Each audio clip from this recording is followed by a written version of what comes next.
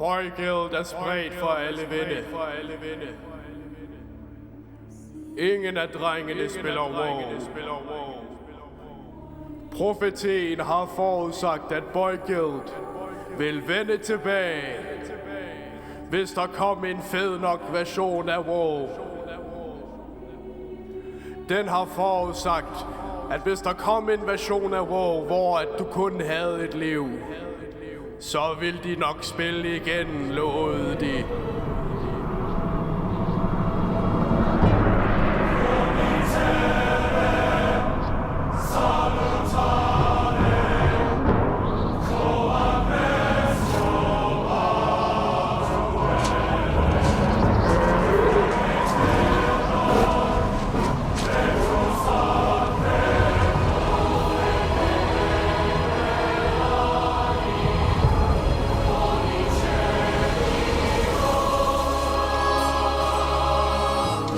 World of Warcraft Classic.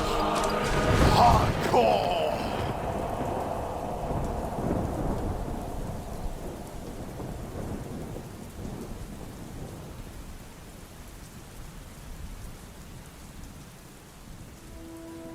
En guild af hårdkogte unge gamere er vendt tilbage til Azeroth.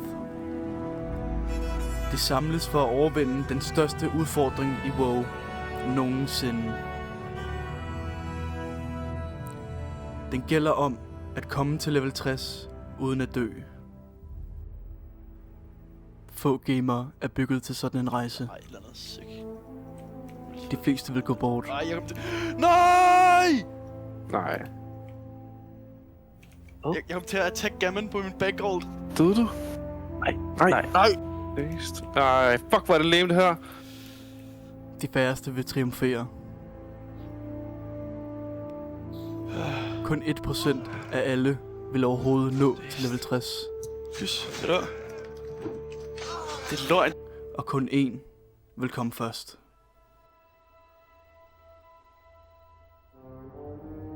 De 4 største chats i Boyguild var kommet til level 15, og de var klar til deres første udfordring. Ragefire Chasm. Med ambitioner om at få en grøn item og klare en quest, drog de mod ondskabets hjerte under Orgrimmar.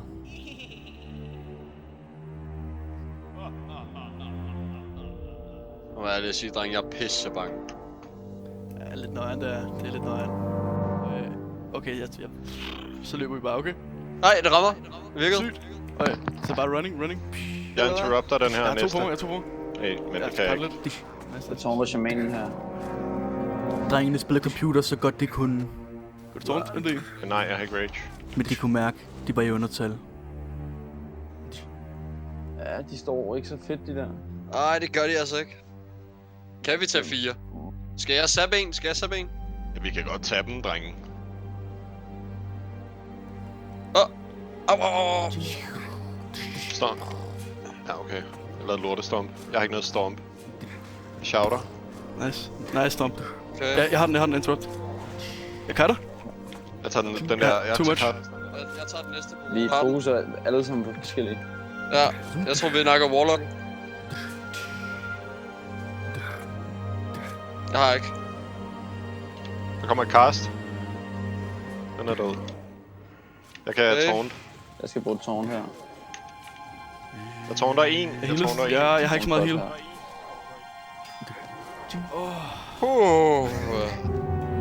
Jeg sidder med konstant butt cheeks cleanse.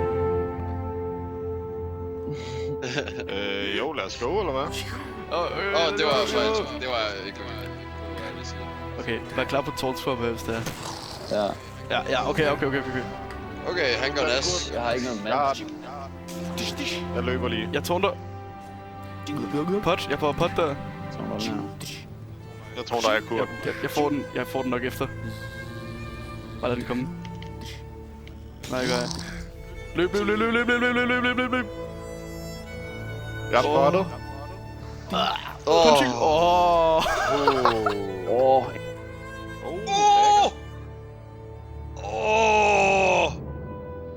Med nye grønne items i tasken vendte Boyguild mod udgangen. Men hov, Der er trucks herovre, til gengæld, vi lige kan slå i hovedet. Der var nogle trolde, man kunne slå i hovedet. Lad det give mit babber, så giv det igen.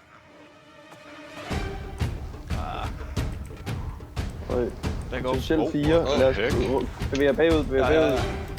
Vi er pullet. Jeg er gaucheren. Okay. Nice. Der er en, der er ind på mig. Ja, bagfra. Bagfra. Okay. Jeg synes, det spotter ud. Jeg potter. Fuck, der er flere. Tårn, to til. Ja. Okay. Ikke pot. Ja, det kan være, jeg er død, drenge. Nej, du har ikke noget. Du har ikke noget aggro. Vi holder dem bare her. Jo, jeg har. Hamstring. Vent der om hamstring. Crazy boy!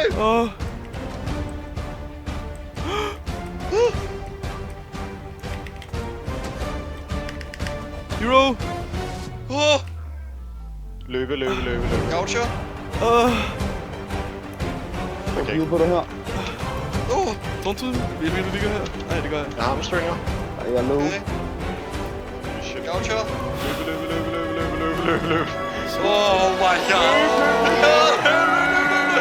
Ej, hvor er det? Det er great skæg! Shit! Jeg håber, du optog det til montagen. Oh my god! Never again.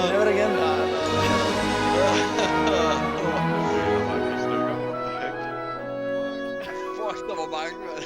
Boyguild levede endnu en dag, og de havde fortjent at hvile deres trætte ben og samle kræfterne.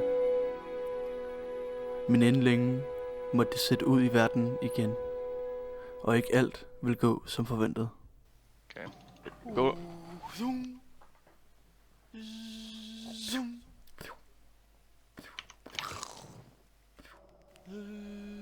Den breakede. Dude. Den breakede. Oh shit! Løb. Ja. Au. Sætter mit pet på ham der.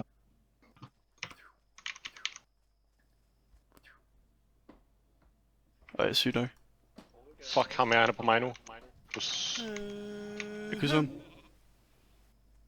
Okay. Kan ham du der, han ikke... slår på mit pet. Ej, mit pet er på ham. Fuck! Jeg slår ham. I'm out. Jeg dræber stormen her, dude. Okay, sygt, bro. Slå lige om lidt. Pisser lort kommer nu. Han skader 92. Han dræber. Pisser lort bliver racistet. Han dræber mig. Nej, lortepik. Nej! Fuck! Fuck, hvor kys! Jeg dræber ham. For sars. Ej, så skader han mig 92, mand! Lortepik var død. Men endnu en dag, endnu et level, endnu en karakter. Hold kæft, hvor sars, mand. Døde I? Jeg er døde. Peter er døde sgu. En ny mage vil rejse sig fra asken. Røvhulsboner. Tiden vil vise, om røvhulsboner vil opfylde hans skæbne, eller blot være endnu en sjæl, som går i graven. Tænk ham. Hvor er du syg? Skæbnen er din. Vil du gå i forfald, eller vil du sejre?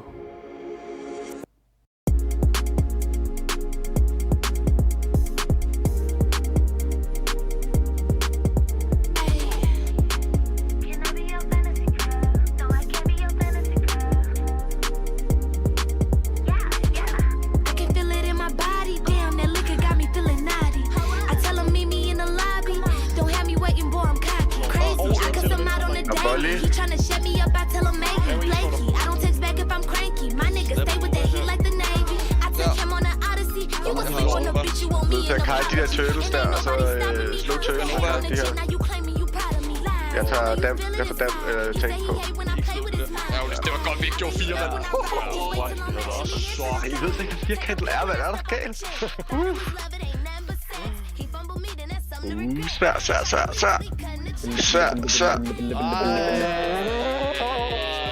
Jeg håber ikke, han vinder. Men det kunne godt være, jeg skulle lige, fordi Black Fathom Deeps havde ikke en chance imod Boygirls bedste, og Crazy Boy fik det seje sværd, som alle ville have. Røvhulsboner og pigsvin teleporterede hjem sammen og lærte nye magier. Velforberedte og med mod på hjertet, besluttede de sig for at rejse imod Hillsbrad med en dristig plan. At dræbe ikke kun én mand ad gangen, men mange. Og hvis de kunne lære at gøre det rigtigt, ville det bringe dem uanede mængder XP og loot. Men med blot en enkelt fejl, kunne det koste dem deres liv. det her det er rigtig meget. Okay. Okay, fuck. This is gonna be messy, boy. Ja, jeg TP over til dig her. Okay, sick. Men det var en pris, de var klar til at betale for en chance for at komme først i level 60. Shit. Jeg har ikke cold knap. Lyt, jeg får den her. Nej. Hvad er det? Jeg er helt ude. Endermands. Løb. Nogle gange ville de flyve for tæt på solen. Ej, det var... Vi skal på, Batte. Løb ind noget. Jeg kan Nova for dig her. Okay. Shit. Men når man er to, kan man gribe hinanden. Kyss my bro... Nej. Ikke Nova. Det var sketchy. Fuck, det var sketchy. Mit liv passerede revy der. Så... Hvis du har Nova'et der, Batte, ikke? Jeg var så tæt på os. Så er det. Nova. Perfekt. I takt med, at deres broderskab blomstrede, skærpes deres teknik. Ja. Snart var de for gamle til Hillsbrad, og de måtte drage ud mod nye horisonter.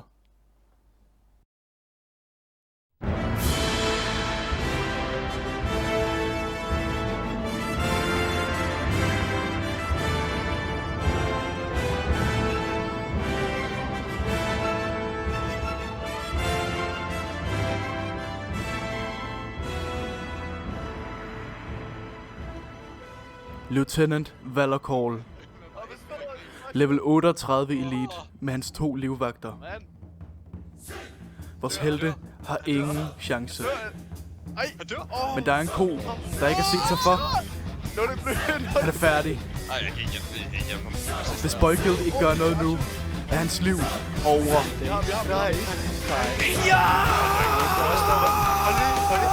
Hvor er det sygt, det der! Nej. Hvor er det sygt, I havde ham! What the fuck?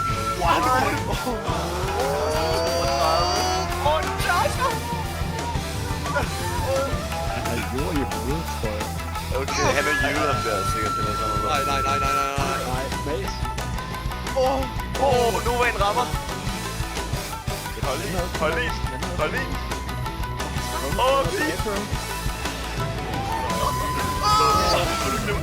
Nej, han charger. Nej, hun slap noget. Nej, Du gør noget. Yes! Oh my god. Holy fuck, dude. Holy fuck. Det var nogle vigtige Nova'er, vi ramte for hinanden også der. Ja, det var fucking... Fuck, vi havde nogle vigtige. Fuck, Pete, det var sygt, at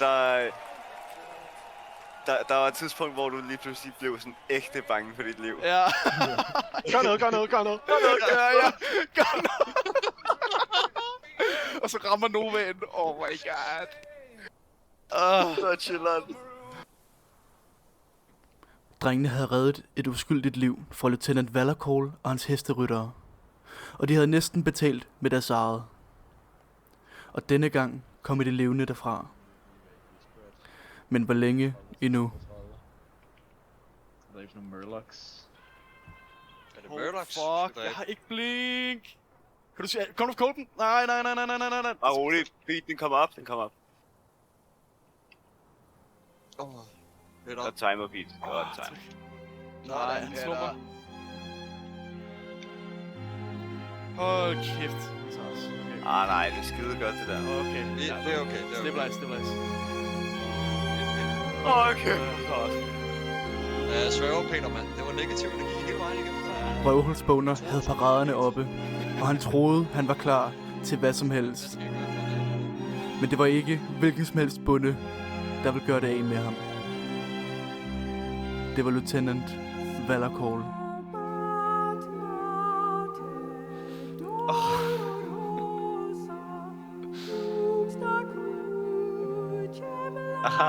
Pete!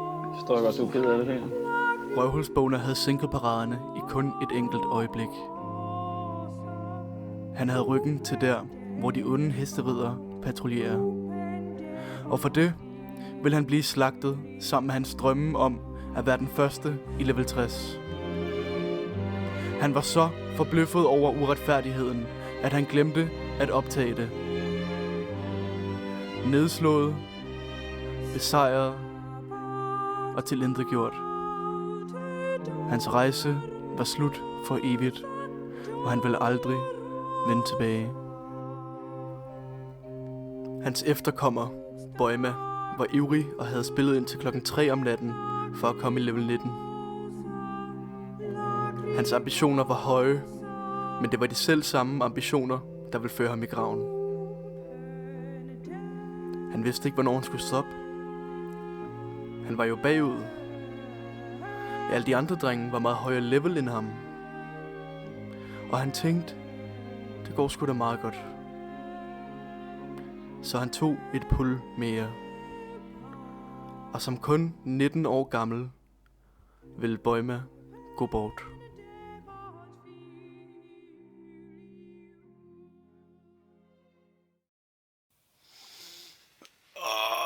Kys! Kys, kys, kys, kys, kys, kys, kys, kys, kys, kys.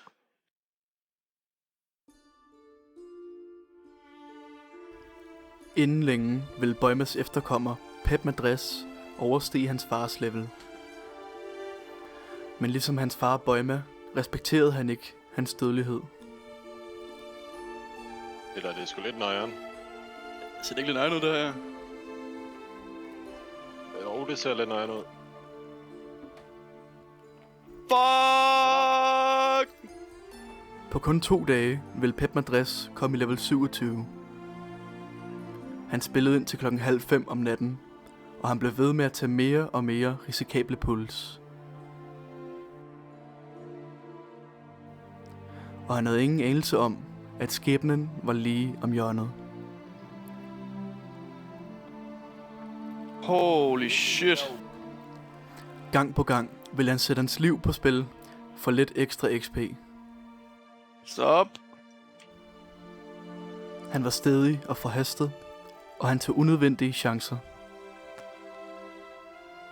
Fuck det der. Men han var forsigtig nok til lige præcis at overleve.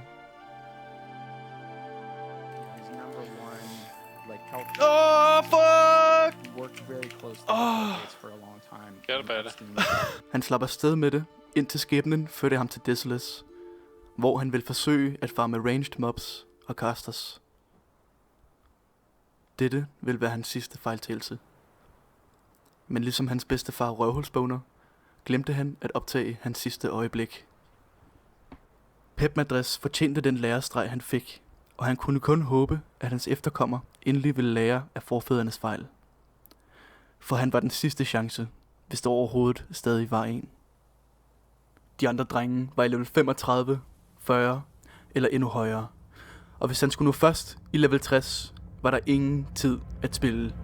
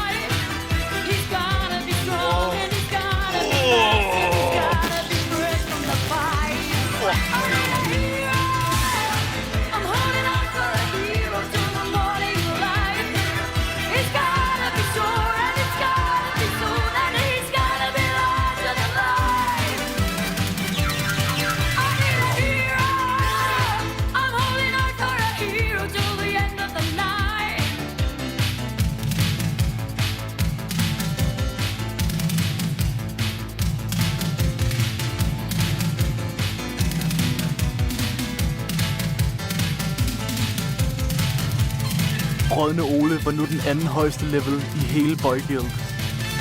Han ligger kun et level bag Rottegris, som står i Felwood og dræber et mob ad gangen.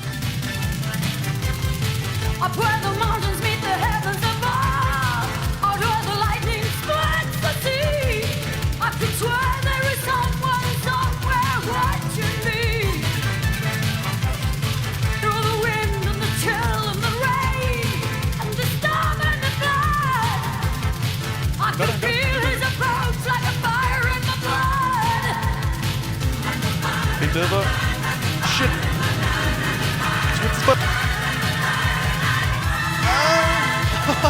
Got it. Coming.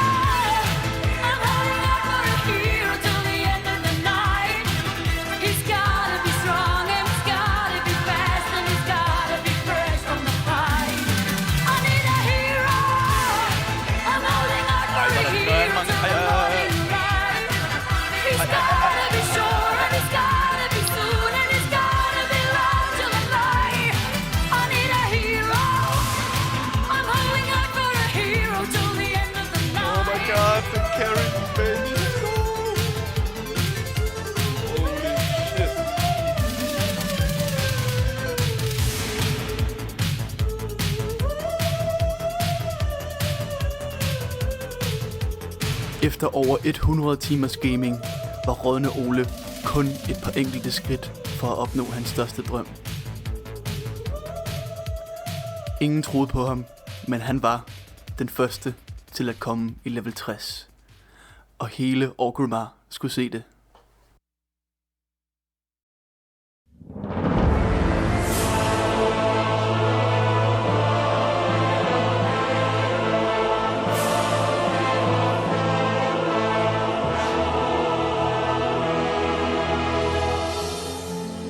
My son, the day you were born, the very forests of Lordaeron whispered the name Rådne Ole.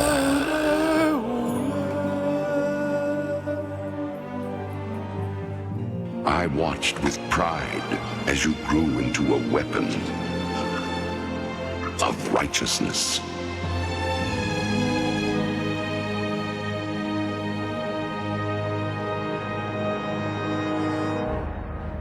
Remember, our line has always ruled with wisdom and strength.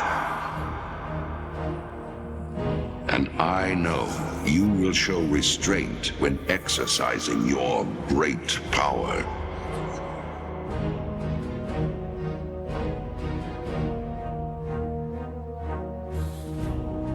But the truest victory, my son, is stirring the hearts of your people.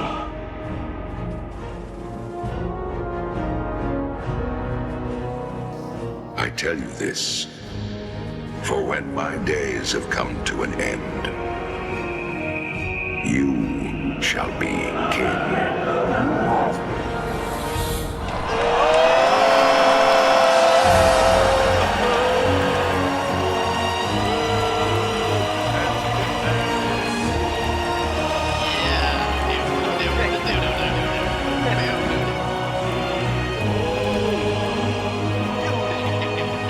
Rådne Ole havde gjort det, som ingen før ham havde formået.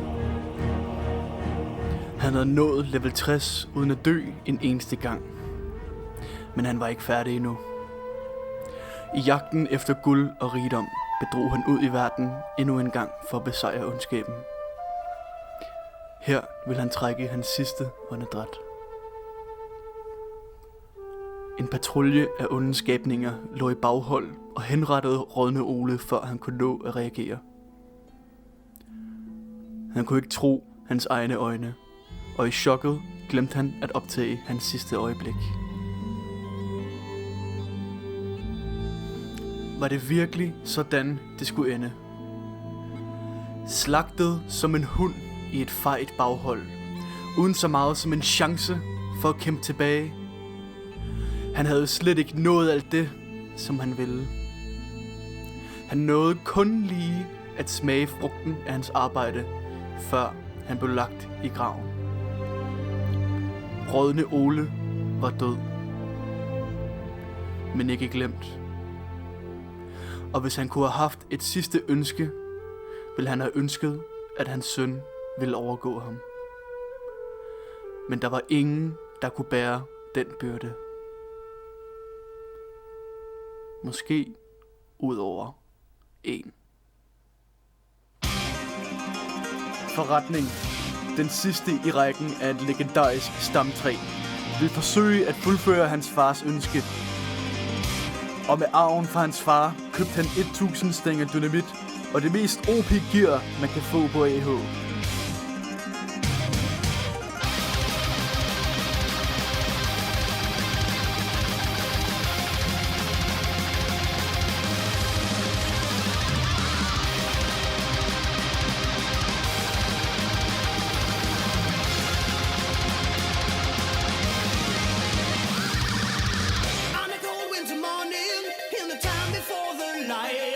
In flames of death's eternal rain, we ride towards the fight. When the darkness is falling down, in the times of tough or right, the sound of evil laughter falls around the world tonight. Fighting hard, fighting on for the steel, through the wastelands evermore. The skeleton souls will feel the hell bodies wasted on the shores. On the blackest flames in hell's domain, we watch the mares they go. In fire and pain.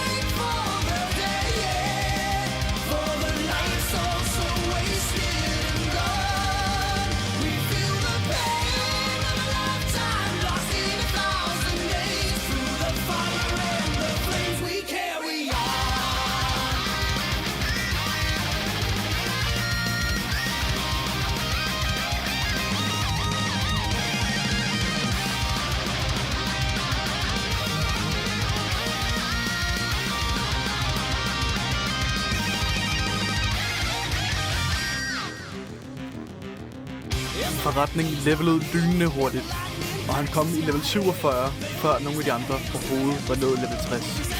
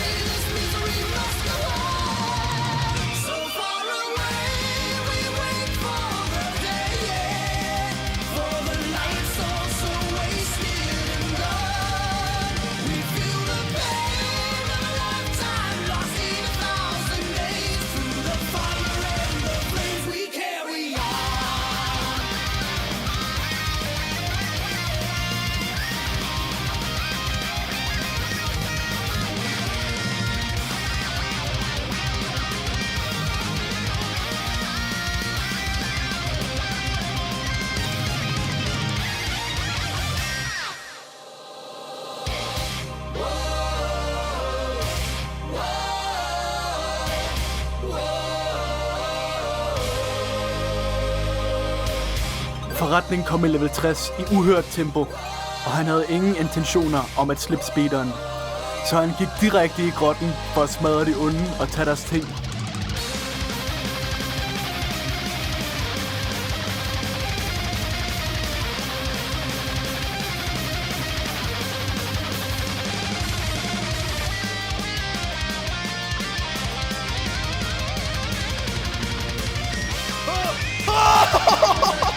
Kom væk med det!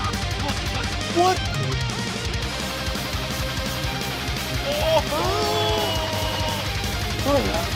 Det er så dumt.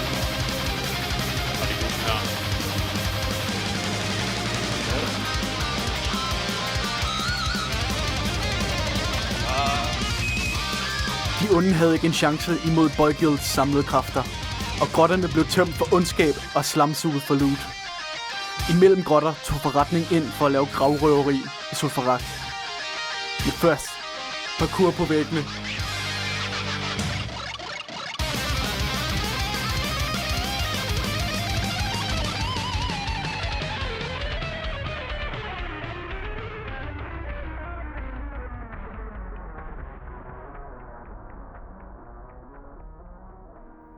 Fuck!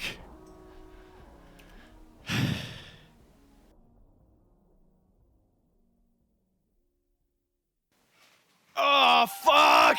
Fuck! Fuck! Fuck!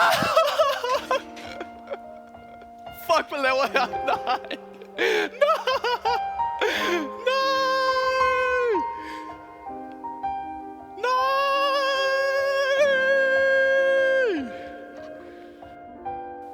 Fuck, seriøst. Ej, hvor er det dumt.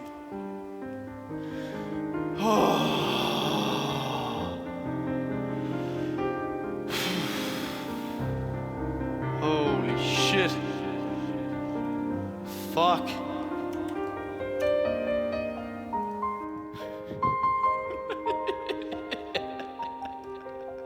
Nej. Nej.